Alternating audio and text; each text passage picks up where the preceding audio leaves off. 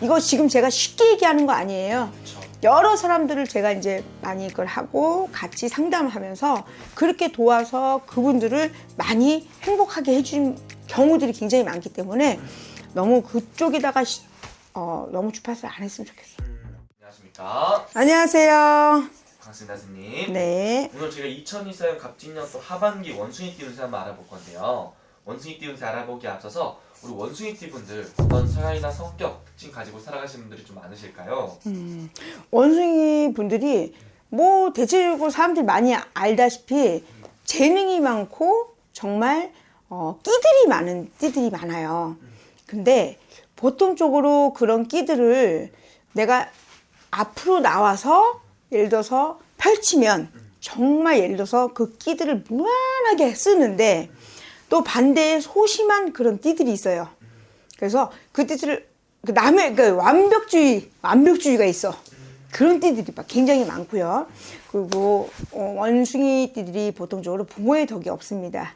형제의 덕이 없고 내가 벌어 내가 손가는 사주팔자들이 많아서 사실 이 띠들이 특징들이 외로움을 굉장히 많이 타요.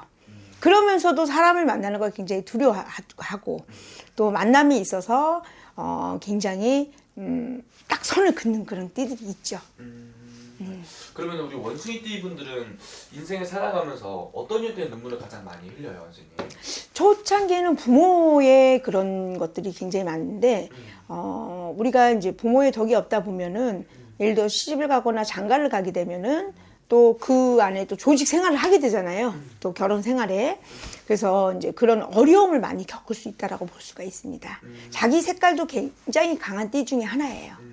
그럼 우리 원숭이띠 분들은 홀로서 이렇게 일어나야 되는 분들이 좀 많이 계신 거예요? 네, 있어요. 근데 재물에 또 복이 있다 보니까 어쨌든 그 힘든 시기들을 잘 또 견뎌내는 띠 중에 하나였죠. 그럼 우리 원숭이띠 분들 같은 경우는 본인의 힘으로 길고 나가시는 분들이 많다고 했잖아요. 네. 근데 아까 말씀하신 또 인간의 또 상처도 많으신 분이라고 했는데 어떤 상황 속에서 그런 상처들을 좀 많이 입는 거예요? 보통적으로는 이제 예를 들어서 뭐 부모의 그거는 이제 어쩔 수 없는 상황들이니까 돌아가셨던가 뭐 예를 들어서 볼 수 없는 그런 상황들이면 어쩔 수가 없잖아요. 이제 배우자 그런 운에서는 사실 많이 부딪힘이 많습니다. 그래서 살면서 보통적으로 외벌이 같이 사는데도 외벌이가 있는 경우들이 굉장히 많고 만약에 예를 들어서 배우자가 너무 힘들게 해서 이혼을 했어. 그럼 혼자서 아이들을 양육하면서 살아가는 엄마들이 굉장히 많았던 것 같아요. 어떤 건지 알겠네요. 그러면은 이분들 같은 경우는 어떻게 보면은 이제 지금부터 되게 또 중요한 시기인 것 같은데요. 일단 갑진년 또 상반기는 좀 어떻게 좀 흘러오셨던 분들이 좀 많이 계세요?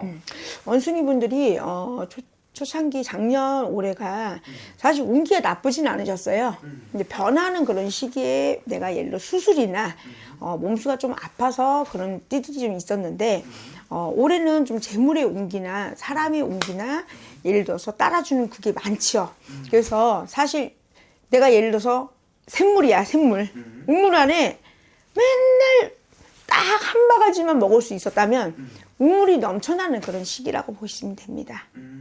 굉장히 재물이나 사람이나 여러 가지 재물이 사실 돈이라는 게 그렇잖아요. 네. 돈이 없으면 사실 또 살 수 없지만 또 돈이 너무 많아도 지나갔거든. 그러니까 돈이 좀 적당한 그런 시기가 들어와서 내가 너무 굽힙했어. 사는 게 힘들었어.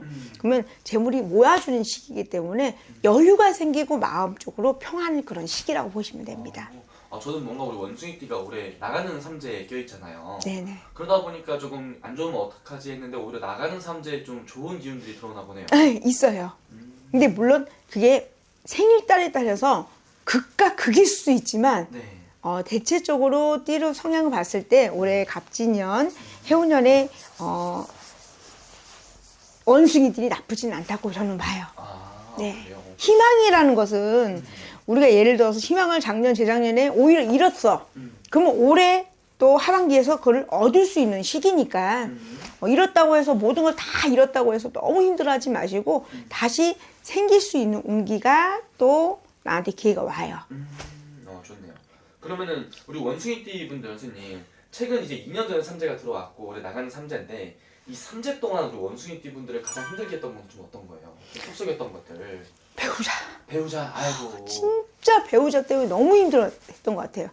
오히려 예를 들어서 이혼을 했어요. 그러면 오히려 뭐 이혼했으니까 이제 볼 일이 없잖아요. 근데 이혼하기는 좀 힘들고 솔직히 사람이 혼자 살아간다는 게 그렇게 쉽지가 않거든요. 이혼이라는 게. 이혼하는 그런 가정들 아니면 이혼하기 전 그 단계에 지금 너무 힘들어하는 그런 원숭이들이 많습니다. 그래서 주지도 못하고 패지도 못하고 소가리를 해야 되고 예를 들어서 내가 알뜰살뜰한 또 띠들이 많아요. 알뜰살뜰한데 예를 들어 배우자가 도박을 해. 그런 거에 손재수가 굉장히 따르기 때문에 열이 빡빡 오르죠. 그러면 좀 그런 것들도 좀 잡아낼 수 있나요, 선생님? 근데 사실 솔직히 주색 중에 술하고 여자하고 도박을 잡기 힘듭니다. 솔직히 진짜 모르겠어요. 제가 이제 30년을 이렇게 오면서 진짜 이것도 해보고 저것도 해보고 이제 단골이니까 해주려고 노력을 해봤지만 이 세계는 사실 굉장히 힘들게 봐요. 내 혼신을 다해서 몇 개 못 해줬어. 그리고 또 들어오는 거는 안 해요. 너무 힘들게 들어오는 사람들 얘기하는 거예요. 근데 예를 들어서요. 우리가 의사 선생님이 환자를 봤을 때 예를 들어서 사람과 사람이잖아. 네. 근데 고칠 수 있는 병은 있단 말이야. 그쵸. 근데 우리도 귀신병은 고쳐주지만 인간의 병은 힘들어요. 뇌 속에 벌써 예를 들어서 아무리 무당이 난리치고 구슬한다고 해도 내 속에 벌써 여자, 뭐 예를 들어 새끼 아니면 도박 이렇게 박혀 있는데 어떻게 그걸 끊어주냐고. 그건 뇌를 파야 돼. 뇌를 파야 돼. 이건 힘들어요.